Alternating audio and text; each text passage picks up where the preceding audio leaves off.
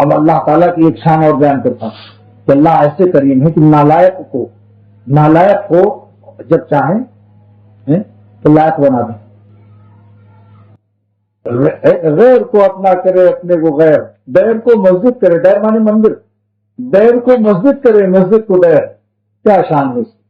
بعض وقت میں آدمی کو ایسے ہی بنا لیتے ہیں۔ سن لے دوست، جب ایام بھلے آتے ہیں، گھاٹ ملنے کی وہ خود آپ ہی بتلاتے ہیں۔ سن لے دوست، عجیب شعر ہے، بہت بڑے ولی اللہ کا شعر پیش کر رہا ہوں۔ یہ میری شاعری بھی عام لوگ شاعری نہیں ہے شرابیوں کبابیوں کی، یہ شعر حضرت مولانا شاہ محمد احمد کا احمد برکات، ہم بہت بڑے بزرگ الہ آباد میں ہیں، علی میاں ندوی جیسے بڑے بڑے علماء قاری صاحب رحمۃ اللہ علیہ بھی دعائیں ان سے لیتے تھے، جن کا شعر جو میں نے خود اپنے کانوں سے سنا، یہ شعر پڑھا کرتے تھے۔ سن لے دوست، جب ایام بھلے آتے ہیں، گھاٹ ملنے کی وہ خود آپ کے بتلاتے ہیں۔ جس کے دن بھلے ہونے ہوتے ہیں، جس کی قسمت اچھی ہونے والی ہوتی ہے، تو اللہ تعالیٰ اپنی ملاقات کے لیے راستے خود نکالتے ہیں۔ گھاٹ ملنے کی، گھاٹ مانے طریقے، گھاٹ مانے طریقے ہندی لفظ ہے۔ سن لے دوست، جب ایام بھلے آتے ہیں، گھاٹ ملنے کی وہ خود آپ ہی بتلاتے ہیں۔ اللہ تعالیٰ اپنی ملاقات کے لیے راستے بتاتے ہیں۔ میں نے بچپن میں پڑھا تھا، مطلب اتنا بچپن بھی نہیں، بہرحال بالغ ہونے کے بعد، کہ جب اللہ تعالیٰ کسی کو اپنا ولی بنانا چاہتے ہیں تو اس وقت کے کسی ولی سے اس کی محبت اور جوڑ پیدا کر دیتے ہیں، پھر وہاں وہ آتا جاتا رہتا ہے، آہستہ آہستہ پھر وہی ہو جاتا ہے۔ خالقہم لتکونوا مثلہم، اللہ مالوسی فرماتے ہیں کونوا مع الصادقین کا انعام یہ ملتا ہے کہ بندہ ویسے خادم مخدوم جیسا ہو جاتا ہے، اس کے انتقال کے بعد اللہ اتنے ہی ویسے ہی اس سے کام لیتے ہیں۔ یہ خاص ہے۔ تو دیکھو، سن لے دوست، جب ایام بھلے آتے ہیں، گھاٹ ملنے کی وہ خدا ہی بتلاتے۔ ایک مرتبہ میں الہ آباد میں تھا، الہ آباد میں آپ نہیں تھے اس سال، اگلی دن تو حضرت مولانا شاہ محمد احمد صاحب کی خدمت میں نے ایک محلے میں حاضری دی، وہ دوسرے محلے میں رہتے تھے، صابری منزل نام ہے اس کا۔ اس کے بعد پھر میں سیمور کی مسجد میں گیا، دوسرے محلے میں 5 منٹ بھی نہیں ہوئے ہوں گے، 5 منٹ بھی نہیں ہوئے ہوں گے کہ دیکھتا ہوں کہ حضرت تشریف لا رہے رکشے سے۔ میں نے کہا حضرت ابھی تو میں آپ کی خدمت میں حاضر ہوا ہوں اور اتنی جلدی آپ میرے پاس تشریف لائے، کیا میں تعجب میں پڑ گئی کہ ابھی بھی تو میں حضرت ہی کے پاس سے آ رہا ہوں، اب اتنے بڑے بزرگ دیکھا رکشے پر تشریف لا رہے ہنستے ہوئے۔ میں نے کہا کیا بات ہے، ابھی تو میں آپ کے پاس تھا۔ فرمایا کہ میں خود آیا نہیں، لایا گیا ہوں، میں خود آیا نہیں، لایا گیا ہوں، محبت دے کے تڑپایا گیا۔ سمجھتا لاکھ اسرار محبت، نہیں سمجھا میں سمجھایا گیا ہوں۔ حضرت نے 2 شعر پڑھا۔ بعض وقت اللہ والوں کو ایسا بھی ہوتا ہے، اللہ والوں کو اللہ تعالیٰ بھیج دیتے ہیں خود اس کے پاس، طالب کے پاس، عجیب شان ہے۔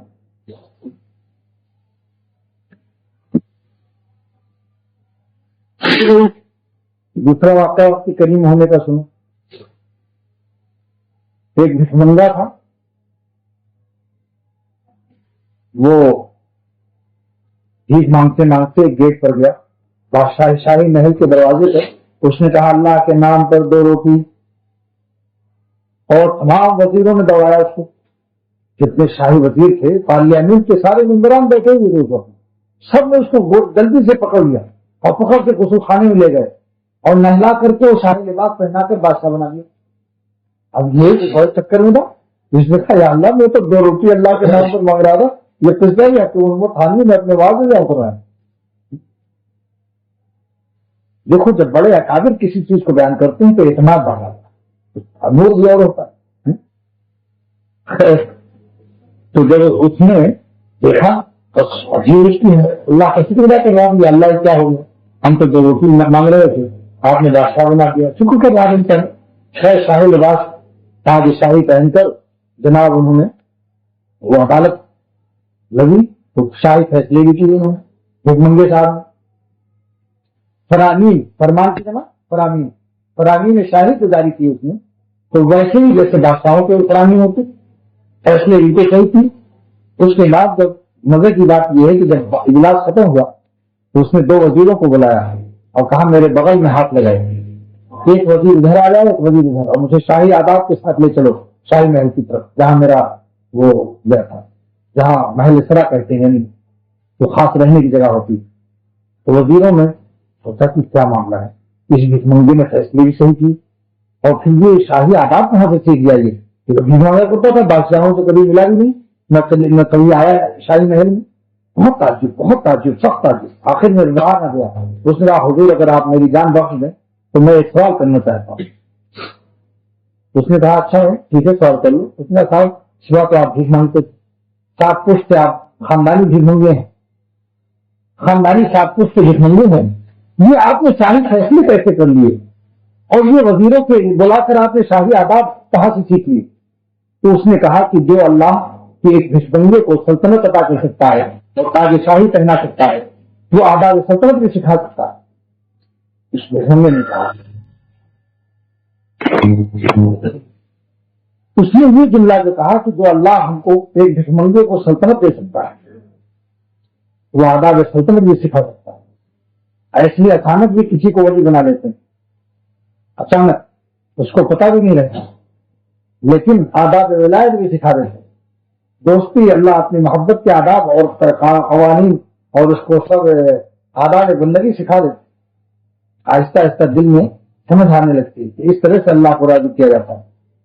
مجھے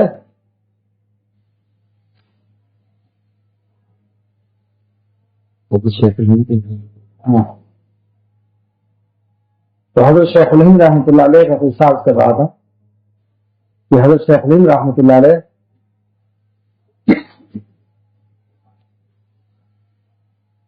ایک مرتبہ حضرت گنگوہی رحمۃ اللہ علیہ کی خدمت میں حضرت شیخ الہند بیٹھے ہوئے، ایک نواب صاحب ان کے مہمان ہوئے، تو کھانا جب آیا تو شیخ الہند چپکے سے کھسکنے لگے کہ میں غریب طالب علم ہوں اور یہ حضرت کے مہمان ایک نواب صاحب ہیں، لہذا میرا یہاں بیٹھنا مناسب نہیں ہوگا، نواب صاحب کو تکلیف ہوگی۔ حضرت اس وقت میں نابینا ہو گئے،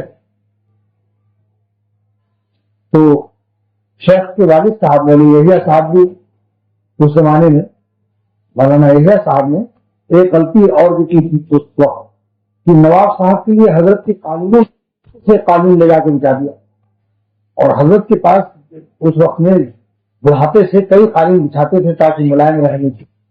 جب یہ قالین کم ہو گئی، تین میں سے ایک کم ہو گئی، دو رہ گئی، تو سختی آ گئی۔ جب سختی آ گئی تو پوچھا ارے بھائی مولوی یحییٰ بڑے عاشق تھے، مولوی یحییٰ بھی عاشق تھے، حضرت گنگوہی ان پر بھی عاشق تھے، دونوں طرف سے عاشقی تھی۔ مولوی یحییٰ ایک دفعے کہنے لگے حضرت جا رہا ہوں، شام کو آ جاؤں گا، شام کو آئے نہیں، بس حضرت بے چین ہو گئے، تڑپ تڑپ کے ٹہل رہے، پہل پہل کر یہ شعر پڑھ رہے تھے، وہ وعدہ فراموش تو مت آئیو اب بھی، وہ وعدہ فراموش تو مت آئیو اب بھی، جس طرح سے دن گزرا گزر جائے گی شب بھی۔ دیکھا یہ ہے اللہ والوں کی محبت، اپنے شاگردوں سے کیا محبت رکھتے۔ حضرت گنگوہی رحمۃ اللہ علیہ مولانا یحییٰ صاحب کے لیے بے چینی سے تڑپ رہے ہیں، ٹہل رہے ہیں، اور یہ شعر پڑھ رہے ہیں، وہ وعدہ فراموش تو مت آئیو، جس طرح سے دن گزرا گزر جائے گی شب بھی۔ تو مولوی یحییٰ سے پوچھا ارے مولوی یحییٰ کیا کیا، یہ قالین کہاں لے گئے؟ کہنے حضرت نواب صاحب کو کمرے میں ڈال دیا۔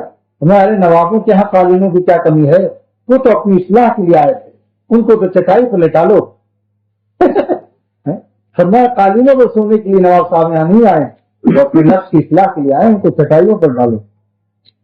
تم کہاں لے قالین واپس منگائی۔ اور اس کے بعد جب کھانا آیا تو نواب صاحب جب آئے تو شیخ الہند رحمۃ اللہ علیہ کھسکنے لگے، وہی نوابوں کے ساتھ کھانا ہو سکتا ہے نواب صاحب میں جیسے طالب علم کے ساتھ پسند نہ کریں، تکلیف ہو ان کو، تو چپے سے آہستہ آہستہ کھسکنے لگے۔ سمجھ گئے مولانا گنگوہی، سمجھ گئے؟ ہاں سمجھ گئے، کوئی شخص کھسک رہا اور نیا کہ محمود الحسن کہاں جا رہے ہو، مولوی محمود الحسن کہاں جا رہے ہو؟ کہنے لگے حضرت آپ کے دسترخوان پر آج نواب صاحب مہمان ہیں، شاید ہم طالب علموں کے ساتھ ان کو کچھ انشراح نہ ہو، گرانی ہو۔ تو فرمایا کیا جملہ فرمایا، حضرت شیخ الہند پر اس وقت کیا کیفیت ہوئی ہوگی، ایسا جملہ فرمایا کہ شیخ پر کیا گزری، شیخ الہند پر کتنا وجد آیا ہوگا، کیا کیفیت مستی آئی ہوگی۔ شیخ مولانا گنگوہی نے فرمایا کہ میاں محمود الحسن نواب صاحب تو آنے جانے والے ہیں، آج ہیں کل کو چلے جائیں گے. میرا تمہارا تو مرنے جینے کا ساتھ ہے.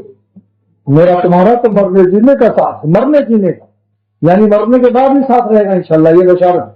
میرا تمہارا تو مرنے جینے کا ساتھ ہے. تم کہاں جاتے ہو؟ بیٹھو وہیں. اگر نواب صاحب کو ہم طالب علموں کے ساتھ کھانے میں تکلف ہوگا تو میں ان کا کھانا ان کے کمرے میں بھیج دوں گا, لیکن ہم تم ساتھ کھائیں گے. دیوبند کے صدر مفتی محمود حسن گنگوئی نے یہ واقعہ میرے سامنے بیان کیا. میں اس وقت موجود تھا. میں جو دی تھی کوئی راضی نہیں. حضرت دیوبند مفتی دیوبند نے مجھ سے فرمایا کہ جب یہ واقعہ سنایا تو فرمایا شیخ الہند کی روح پر کیا کیفیت ہوئی ہوگی. اور یہ شیخ بہت سنو, حضرت مفتی صاحب نے شیخ کہا, مستی سے تیرا ساقی, مستی سے تیرا ساقی کیا حال ہوا ہوگا, مستی سے تیرا ساقی کیا حال ہوا ہوگا, شیشے میں جب وہ ظالم میں تو نے بھری ہوگی. مستی سے تیرا ساقی کیا حال ہوا ہوگا, شیشے میں جب وہ ظالم میں تو نے بھری ہوگی. دیکھا یہ چیز. اب بتلائیے میں کیا کروں؟ جمعے کے دن ایسا بعض وقت ایسے بیان نہیں ہوتے. یہ اپنے اختیار کی چیز نہیں ہے, کیونکہ میں تو 40 سال بے زبان تھا, مجھے بولنا نہیں آتا, اس لیے میں اللہ تعالیٰ کی طرف سے اس کو سمجھتا ہوں. لہٰذا میں بالکل نہ سوچتا ہوں نہ اختیار میرے کچھ ہے. اگر سوچوں میں کبھی بشریت کی بنا پر کہ آپ کیا بیان کرنا ہے تو وہ سوچا ہوا سب غائب ہو جاتا, دوسرا بیان آ جاتا.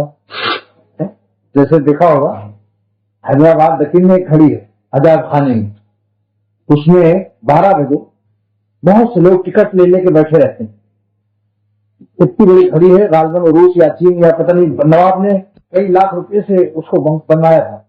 تو 12 بجے ایک آدمی نکلتا ہے کھڑی میں سے, بہت بڑی کھڑی ہے, اس میں سے ایک دروازہ کھلے گا, ایک آدمی نکلے گا, اور چوڑی دار پہناما, ترکی ٹوپی وہ لال والی, اور شیروانی, اور فوراً اس کے ہاتھ میں ڈنڈا بھی ہوتا ہے, وہ 1 گھنٹہ لگا ہوتا ہے. وہاں آتا ہے وہ نکل کر ٹناٹن ٹناٹن 12 بجاتے ہوئے اور فوراً بھاگتا ہے. اس کو دیکھنے کے لیے لوگ بیٹھے رہتے ہیں وہاں. میں بھی بیٹھا تھا انتظار میں, جب میں گیا تو میں نے بھی ٹکٹ لے کر کے اس تماشے کو دیکھ. تو ایسی کوئی چیز جیسے نہ ہو, اچانک چیز کبھی نظر آ جاتی. تو دیکھو یہ کیا نظارہ ہوگا اس وقت. یہ واقعہ میں نے کس بات پر بیان کیا؟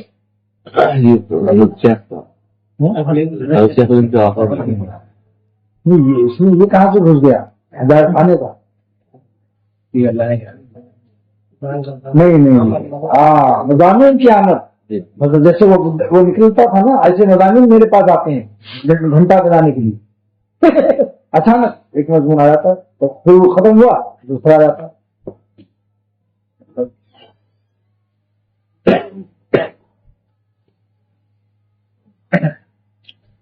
لا الہ الا انت سبحان, لا الہ الا انت, لا الہ الا انت, لا الہ الا انت, لا الہ الا انت, لا الہ الا انت سبحانک. دیکھو بعض وقت ایمان اللہ تعالیٰ ایسا عطا کرتے ہیں کہ ضمیر غائب نہیں رہتی, ہوا نہیں رہتا, انتا آ جاتا. ہوا مانے وہ, انتا مانے تم, آپ اگر بڑا ہے تو آپ, چھوٹا ہے تو تو. دیکھو اس میں حضرت یونس علیہ السلام نے معراج جب نصیب ہوا ان کو مچھلی کے پیٹ میں, مچھلی کے پیٹ میں, اور اللہ نے وہی کی مچھلی کو, اور جس دریا میں اتنی بڑی مچھلی تھی اس دریا کو اللہ مالوسی نے جا کر دیکھا. روح المانی میں فرماتے ہیں سورہ یونس کی تفسیر کرتے ہوئے کہ جب میں سورہ یونس کی تفسیر کر رہا تھا تو میں اس دریا کے پاس گیا, سفر کر کے دیکھا کہ کتنی بڑی بڑی مچھلیاں ہیں جو آدمی کو نگل لیتی ہیں. تو خود فرماتے ہیں کہ میں نے اتنی بڑی مچھلیاں اپنے آنکھوں سے دیکھی جو آدمی کو نگل سکتی.